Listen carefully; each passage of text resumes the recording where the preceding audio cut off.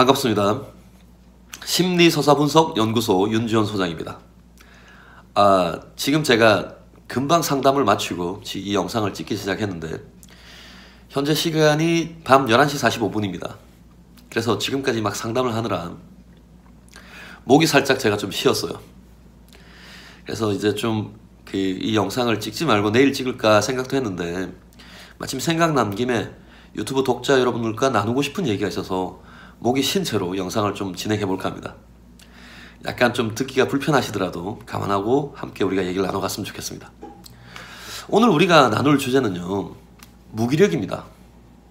제가 이전 유튜브 영상에서도 우울증과 무기력, 그리고 수험생의 무기력, 예술가의 무기력을 다뤘는데요. 오늘은 조금 다른 무기력을 다뤄볼 예정입니다. 오늘 우리가 다룰 무기력은요, 타인의 욕망 투사로 인한 무기력을 다뤄볼 겁니다. 타인의 욕망 투사로 인한 무기력. 이 영상을 보는 분들은 욕망 투사라는 어떤 그 단어 자체를 다 아실 거예요. 그리고 우리는 타인에게 욕망을 전혀 투사하지 않을 수 없는 존재이기도 합니다. 우리 모두가 어느 정도는 타인에게 욕망을 투사하고 살죠. 이를테면 이 영상을 보고 계신 독자분들도, 구독자분들도 저를 볼 때 자신의 욕망을 어느 정도는 투사하고 계실 겁니다. 자, 그런데 만약에 이러한 사람이 있다고 가정해 봅시다. 그 사람은 굉장히 폭력적인 아버지와 그리고 자신을 속박하는 어머니 밑에 자란 아들입니다. 그리고 폭력적인 아버지이므로 그가 아버지에게 무슨 부성 보호를 받는다거나 그가 아버지처럼 되어야겠다는 어떤 부성 동일시의 목표가 생긴다거나 하지 않은 상태에서 아버지에 대한 어떤 공포와 분노, 미움만 있는 상태로 가정해 봅시다. 일단 그 사람이 살기 위해서는 그 사람이 잡아야 될 줄은 자신의 어머니밖에 없겠죠, 그죠? 이 어머니에 대한 어떤 생존의 줄을 잡고 있는 상태에서 그 어머니가 이 사람과 연결될 때는 뭔가 성과를 낼 때만 이 사람과 연결이 된다고 가정해 봅시다.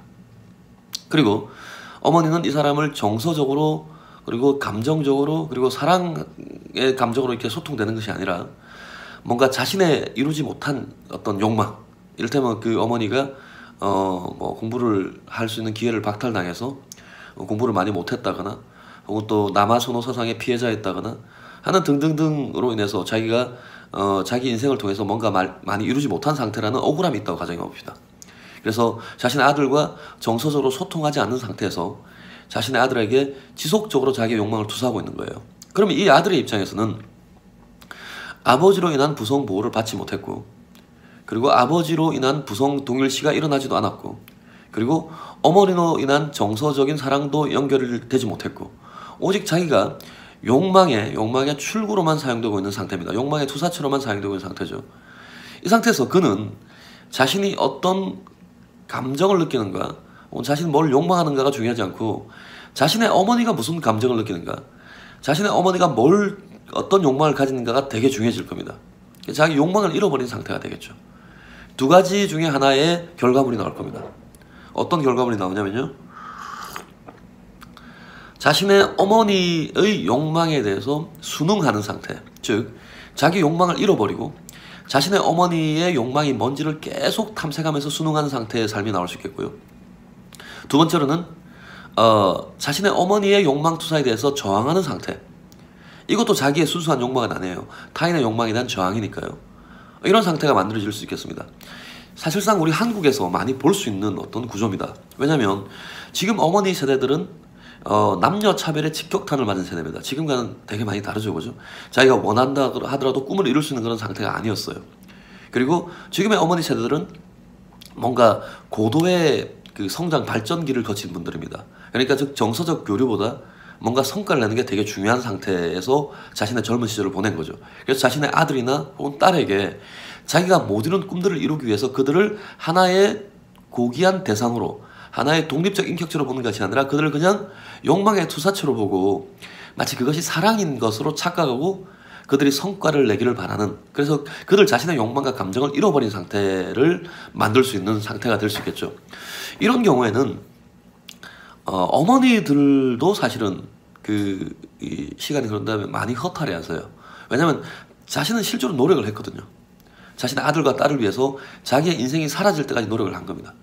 그렇지만 자기 아들과 딸이 어머니한테 뭔가 이제 저항을 하거나 항의를 한다면 자기 사라진 인생은 다 어디서 보상받아야 되나는 그런 허탈감이 있을 겁니다. 그 욕망투사체가 된 아들과 딸의 경우도 마찬가지일 겁니다. 자기가 뭘 원하는지조차 모르고 뭘 느끼는지조차 모르는 상태가 될 수도 있습니다. 심각할 경우에는. 그리고 이것이 자기 대신 뭔가를 욕망해주고 자기 대신 뭔가를 감정을 써준 상태인 자신의 아버지 혹은 어머니 때문이라는 사실을 명확하게 알고 있는 거죠. 그러면 어떤 일이 벌어지냐면 형식적으로는 아버지와 어머니한테 되게 의존적이지만 그렇지만 그 감정적으로는 그 의존 상태를 너무 싫어하는 상태가 만들어지는 겁니다. 저는 이 상태를 온실 속 그 무기력이라고 부르는데요. 말 그대로 자기를 무기력하는 대상에게 크게 의존한 상태가 됩니다. 무기력 이런 부류의 분들이 무기력해지는 이유가 뭐냐면 죄송합니다. 타인이 나 대신 뭔가를 욕망해주고 타인이 나 대신 어떤 감정을 느끼고 내가 살기 위해서는 그의 욕망을 내가 이렇게 읽고 그 욕망대로 행동하는 게 너무 중요하기 때문에 죄송합니다. 자신의 욕망과 감정이 뭔지를 모르는 상태가 되어버리는 게 이분들의 문제점이죠. 그죠? 근데 문제는 뭐냐면 이분들이 자기의 욕망과 감정을 앗아간 즉 대신 욕망해준 그 부모님을 떠나서는 살 수 없는 의존적 상태가 만들어지는 거죠. 그래서 그런 의존적 상태 속에서의 무기력에서 딜레마에 빠집니다. 부모님부터 독립할 수도 없고요. 이 의존 상태를 그만둘 수도 없고 그렇다고 이 자기가 들끓는 부모에 대한 이 분노나 억울함의 감정을 이렇게 내뱉을 수도 없는 상태가 되게 됩니다. 이 상태에서 온실 속 무기력이라는 상태가 만들어지죠. 자, 이런 상태에서 우리가 어떻게 이런 부분을 치료해야 될 것인가는 과제가 우리가 남을 겁니다. 그리고 이 과제는 사실은 해소하기는 꽤 어려운 일이 됩니다. 우선은 그 부모와 자녀가 그리고 상담사와 함께 모여서 우리가 상담을 시작을 해야 될 겁니다. 그리고 우리가 지금 이러한 심리적 상태에 놓여 있다는 것을 서로 인정하고 인지하는 상태를 만들어야 될 거예요. 이를테면 이런 상태에서 부모님들은 자신이 잘못한 것이 없다. 나는 자녀에게 사랑을 했다. 그리고 지금도 그 사랑을 하고 있다고 주장하는 경우가 되게 많으세요.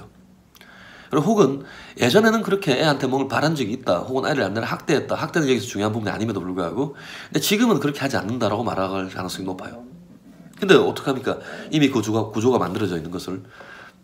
이런 식으로 부모님은 적극적으로 자신의 지나간 삶을 그 억울함을 그 어떤 자신의 어떤 그 열정적인 어떤 자녀에 대한 사랑을 잊지 않기 위해서 그래서 자기의 잘못을 부정할 가능성이 높아요. 그리고 자녀분들은 이 상태에서 부모에게 굉장히 의존적인 상태이지만 부모의 사소한 중립적 행위까지도 굉장히 예민하게 받아들일 가능성이 높습니다.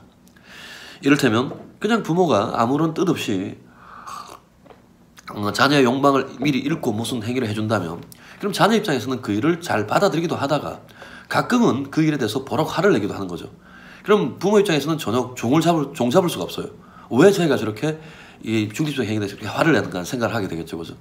좋습니다. 그럼 이런 상태에서 우리가 지금 표면적으로는 실제로 대단한 일이 일어나고 있지 않다는 것을 자녀에게 인지시켜야 될 거고요.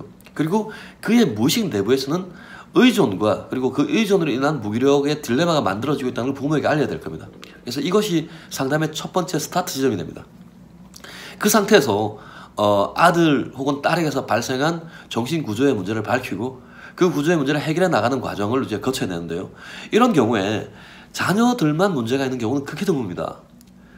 보통 욕망의 투사체가 되는 경우는 극히 드문 예를 떠나서는 거의 어머니의 욕망의 투사체가 되는데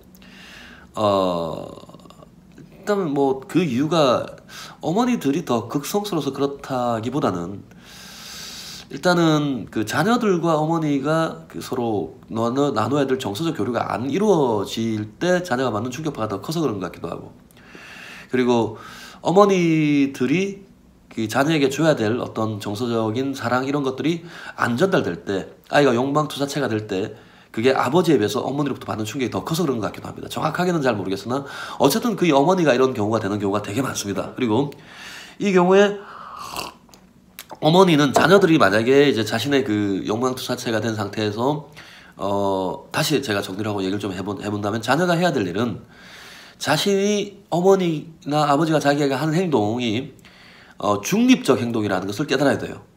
사실은 욕망투사의 행동이 아니라 그냥 단순한 행동을 하고 있을지도 몰라요. 지금은.